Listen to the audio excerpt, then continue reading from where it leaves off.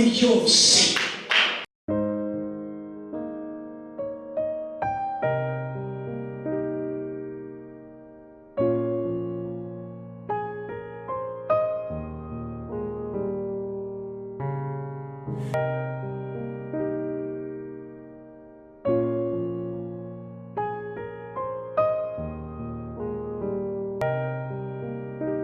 Ndabasuhuje mu izina rya Yesu.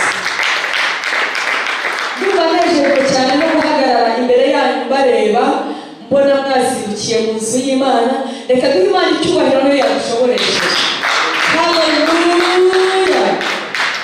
Turakomeza kugira ibihe byiza.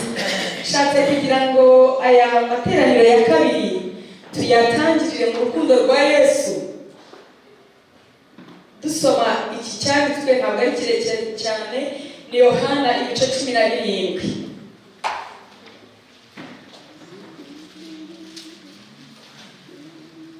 Ndatekereza ko numva muguwe neza kuba muri kubaho kw'Imana. Imana n'Umwuka Wera, Imana n'Umwana wayo biri kumwe natwe. Haleluya.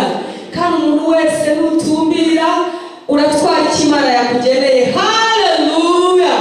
Uyu munsi ni umunsi Imana yaturemeye kugira ngo tuwishimiremo, tunezererwemo, dusabane nayo, kuko yatubwiye ngo tujye tuzirikana guterana. Kera ababyeyi banjye kera bari Abanyagatolika, ubwo natwe twariho. Noneho ntarakizwa nkiri umwana, ndetse twari tuzi ko ku cyumweru na kwa kundi abantu baharuraga ku muharuro. Urabizi ko mu byaro habayo imiharuro baharura, ukagenda ugegena, navuga kugegena byakumvikana, warangiza kugegena utwatsi utsiringaniza neza ugakubura. Ku cyumweru cyari ikizira, udashobora gufata ku isuka, kuko ari iki? Ari umunsi w'Imana. Haleluya. Rero barimo kwishana bavuze uziko ku cyumweru bidashoboka iwacu cyari cyane ko bamara Umunyagatolika wemewe n'amategeko, cyari cyane udashobora gufata. Ngo niba udashobora guharura umuharuro, ngo no muri ntabwo byakundaga. Haleluya. Rero ni ibintu twakwiye kugenderamo, tukisanisha nabyo, nitwumve ko twabirenze. Haleluya. Twadusunywa tugasoma Bibiliya tukamenya ukuri kw'agakiza. Ibyo bituma dutinya Imana. Ngaho dusome muri Yohana ibice 17. Dusome Yohana 14 umurongo wa 1. Yesu asabira abigishwa be n'abandi bose bazamwizera. Yesu amaze kuvuga ibyo yubura amaso areba mu ijuru, ati data, igihe kirasohoye, ubahiriza umwana wawe ngo umwana wawe akubahishe, nk'uko wamuhaye ubutware ku bantu bose, kugira ngo abo wamuhaye bose abaho ubugingo buhoraho. Ubu ni bwo tubigendane. Yesu yabanye n'abigishwa be bagendana mu buryo bw'umubiri. Nubwo yari Imana yemeye kwicisha bugufi ikambara umubiri, ariko muri we yari Imana. Ariko mu buryo bugaragara mu gihagararo yari yambaye umubiri, ndetse n'amaraso yari ateye nk'uko duteye. Noneho agendana n'abigishwa be, ababwira amagambo menshi, ababwira uburyo bwo gukundana, ababwira uburyo bwo gukora umurimo, ababwira uburyo bwo kugira impuhwe, ababwira uburyo bwo kuzavuga ubutumwa bukagera kure n'aho yatarageze. Abigisha Imana, arabasobanurira. Ariko kuko Yesu ari umubyeyi, yabwiye ngo ndashaka ko tugendera mu rukundo rwe uyu munsi, kuko yatwemereye kugera hano, ndetse ni nawe. Haleluya. Ni nawe wemeye. Imana yari gushaka ko twongera gusabana nayo, ariko iyo Yesu atemera, iyo atemera ntabwo byari. Haleluya. Rero niyo mpamvu tugiye kumuha agaciro muri iri jambo, tutwibuke ibyo yakoze. Haleluya. Reka ibintu by'Imana muri byaririmbye ngo kubimenya nibwo buzima fitama horadashira. Ibintu by'Imana iyo ubimenya ukabisobanukirwa, ni nabwo ubikunda. Haleluya.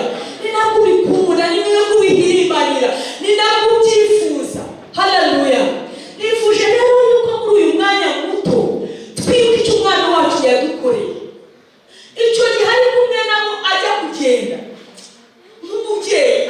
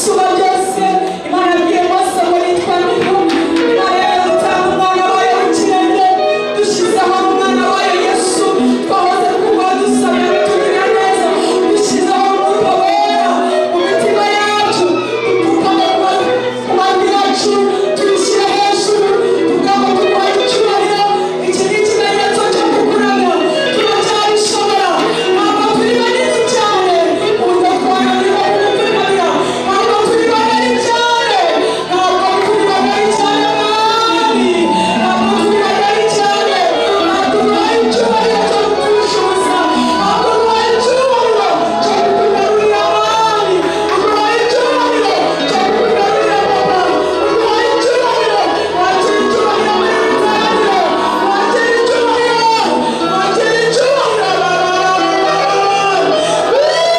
wakira icyubahiro wakira icyubahiro cy'umwaka bwawe wakira icyubahiro cy'abana bawe wakira ubwoko bwawe bugusingiza wakira ibitabo byawe ukabura neza duciye bugufi imbere yawe twemeye gukora kwawe twemeye gukora kwawe uramaso uramaso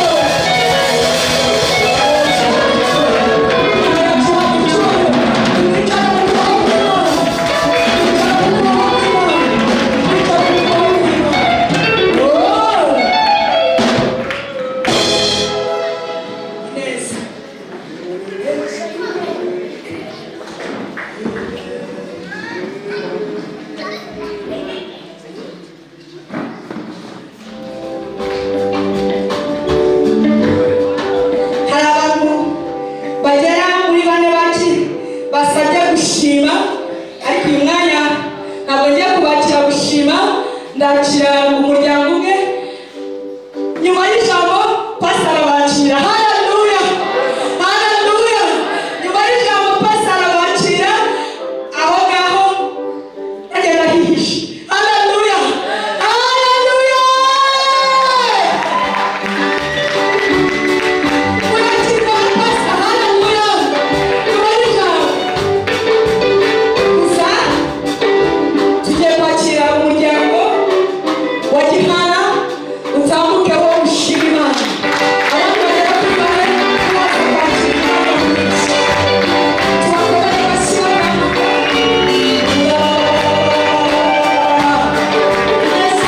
ineza yabagezeho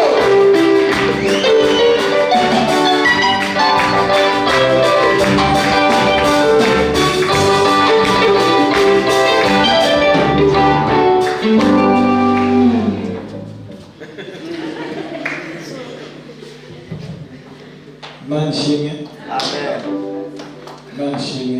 amen Nk'uko mama pasiteri ababwiye nitwa Gihana James ariko ntabwo ari ubwa mbere nkandagiye hano kugira ngo ni ubwa kabiri.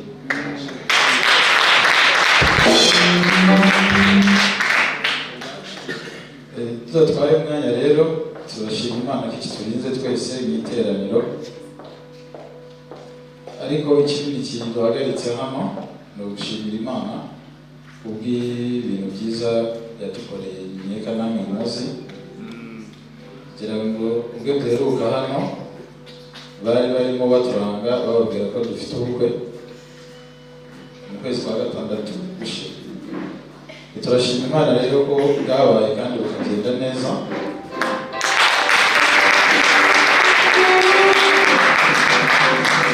Ariko cyane cyane tubashimira n'itorero bwa mbere ngewe kuba mwarampaye umwana wanyu.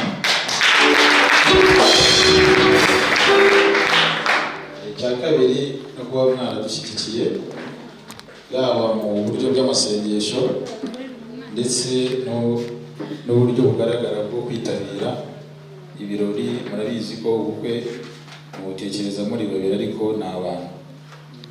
amasengesho yanyu rero mwadusengeye kuva akibabwira umushinga twari dufite no kuva cyagiye tuza ngo mudusengere, yaradufashije mu ntangiriro kurinda turangiza. Turashimira Imana rero ko mwari hafi mukadusengera mu bikorwa ibyo ari byo byose, gusaba, gusezerana ndetse na nyuma yaho.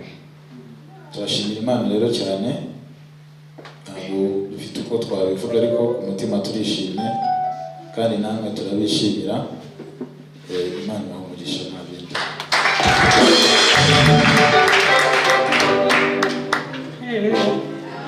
Ndabona arayinyuma. Amen. Ndabashuje mu izina rya Yesu. Njya mpagarara hano gakeya ariko iyo muhagaze njya mushimira Imana. Haleluya. Niba ari ibiki rero mwuka nabo bambwiraga ngo ariko wajya urira nk'abandi bakobwa. Ndababwiye sinjya mbishobora ko iyo mpagaze hano mfashe mikoro sinzabipfa. Haleluya. Niba ari na Satani yari igenda nta ituma mvuga ibyanjye neza uko nabitekereje. Haleluya. Ndashima Imana rero mbere na mbere, mutubabarire twarakerewe. Njyewe ndi muri Kigali kereka ni hanze yayo, ntabwo namara kwezi ntarakandagira mu rusengero rwanjye, ariko kuba gushize nta mahoro nari mfite usingiye kubeshya. Nari ndimo mubwiye waretse tukajya gushima mu rusengero rwacu mbere y'urugo, arambwira ati ntabwo bishoboka. Nkomeza negereza ariko sinjye wabonye tuvayo. Ntabwo ibyaha byose gasitagurikiyeho urwanjye, simbizi njyana utananyemerera zijyana. Haleluya. Ariko ndashima Imana yuko yanyemereye tukazana. Imana iduhere igiciro.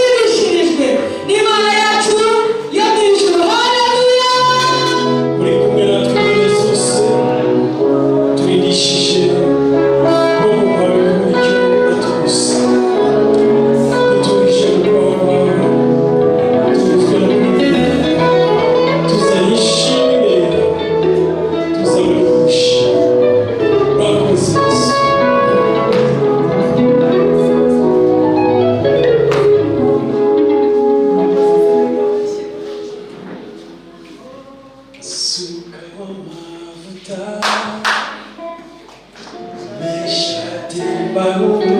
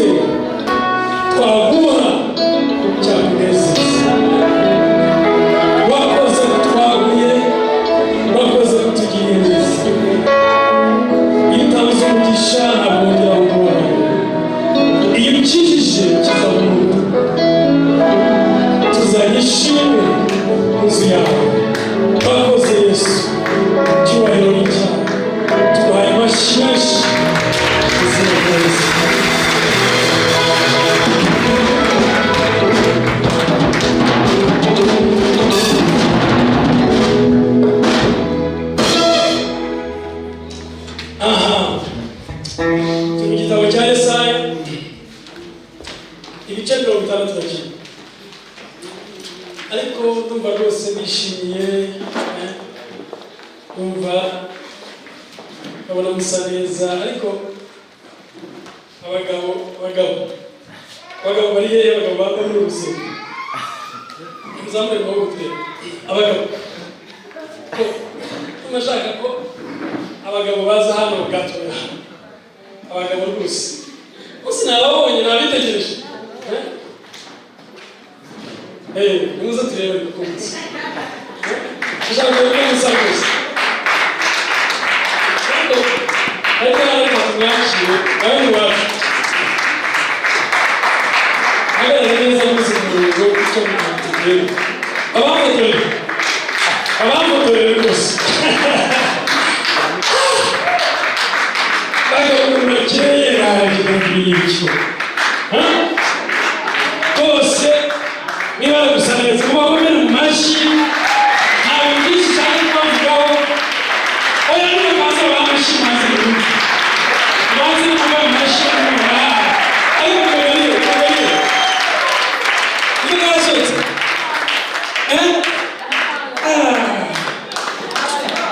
arabura muri iyi foto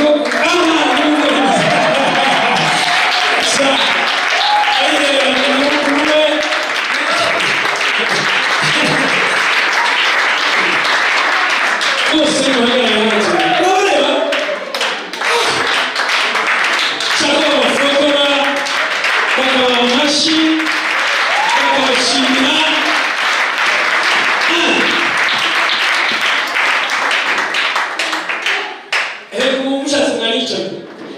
ushatse mwanicara rwose bavuga ko zari ibintu byinshi iyo nabarebye ande bantu mwicaye ndavuga abagabo bari siriyasi rwose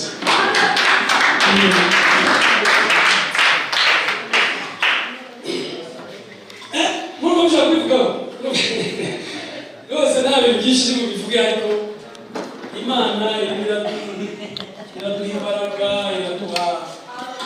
iratwagura iratugira abantu bari siriyasi ubu rero ntabwo muzi uruhare rw'aba bagabo ukuntu rungana muri aya matorero yacu bafite uruhare runini cyane nagira ngo rero bashimire imbere yanyu abana abadamu bacu bakunda kugira avantage bakaturusha bakavuga bati abagore twebwe tugize ibintu hano tudahari nta bintu byakorwa kandi kuko tukabyemera ariko ntabwo tuzatubyemera bidusubiza natwe inyuma tuzatubyemera ariko natwe tugira dute natwe tujya imbere rero n'abagabo buriya badahari ntabwo byakunda rwose ntabwo bakunda kugira ayo mahirwe ariko ngerageza kumva umugabo umwe avuga ati buriya kubona bizihiza umunsi w'abagore bakizihiza umunsi w'abamama ati buriya ntacyo iwacu ntitubizihiza ariko buriya n'iwacu iyacu isigaye yose ni iyacu bakavuga ko isigaye yose bayitwara ariko nabo bakeneye recognition rero rwose njye nabaregere ku bambaye amakositime abagabo rwose barimo barashyigikirwa ngo Imana neza turimo turasoza rero ntabwo turimo dutangira hari abazi ko turimo dutangira ariko turimo turasoza kubera aya masaha mbere bashaka ko dusoma icyanditswe ariko ndashaka ko tugisoma rwose dusoza kandi ndasenga ngo bibagirire akamaro Yesaya 61 ijwi ryanjye ngira ngo ririmo rirakira rwose iriya ndirimbo rero twaririmbaga biramfasha cyane mu by'ukuri Imana ni idukiza iriya ndirimbo rero iravuga ngo when you heal completely iyo ukijije ukiza burundu rero abatazi ko narwaye ijwi nararwaye ariko ririmo rirakira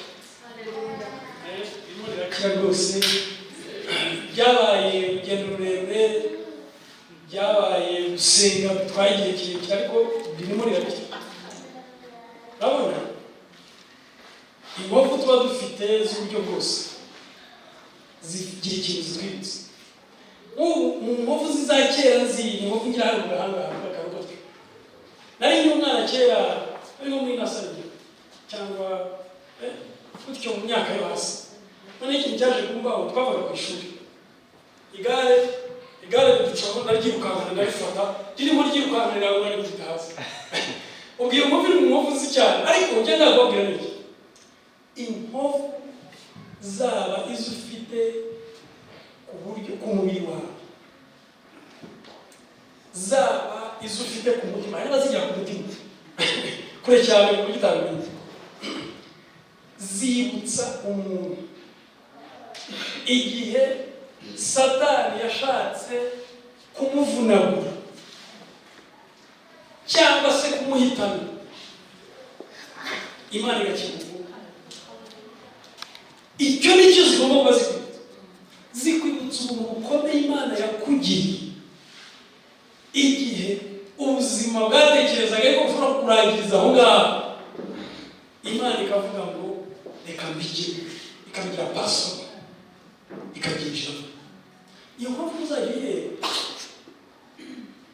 uzajya wibuka ahantu ikintu Imana yagukijije, uzajya wibuka ko Imana yagukijije wari gupfa, zaba ari izo ku mutima nikazajya kagaruka uzajya ubyibuka, ariko bireke kuguherana ahubwo uvuga uti ndibuka wanyijije ubwo nari ngiye gupfa.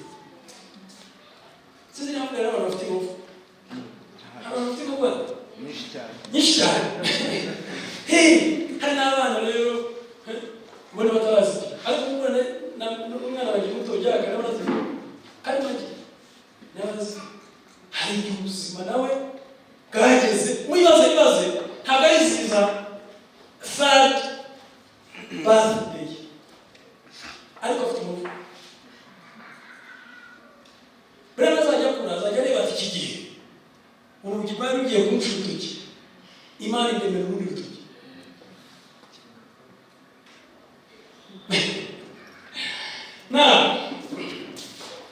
Reka dusoze 61 ariko sigaye nanga ko abantu basomera. Reka nisomere nanjye ngo basomere. Reka nisomere. Umwuka w'Imana ari kuri jye kuko Uwiteka yansize amavuta ngo mbwirize abagwaneza ubutumwa bwiza. Yantumye kuvura abafite imvune mu mutima no kumenyesha imbohe ko zibohoka no gukingurira abari mu nzu y'imbohe, kandi yantumye no kumenyesha abantu umwaka w'imbabazi z'Uwiteka n'umunsi Imana yacu izahoreramo inzigo no guhoza abarira bose. Yantumye no gushyiraho itegeko ab'Isiyoni barira ryo kubaha ikamba mu cyimbo cy'ivu n'amavuta yo kunezerwa mu cyimbo cy'ubwirabure n'umwambaro w'ibyishimo mu cyimbo cy'umutima wihebye, kugira ngo bahereko bitwa ibiti byo gukiranuka bitewe n'Uwiteka ngo bimuheshe icyubahiro. Nuko bazubaka ahasenyutse,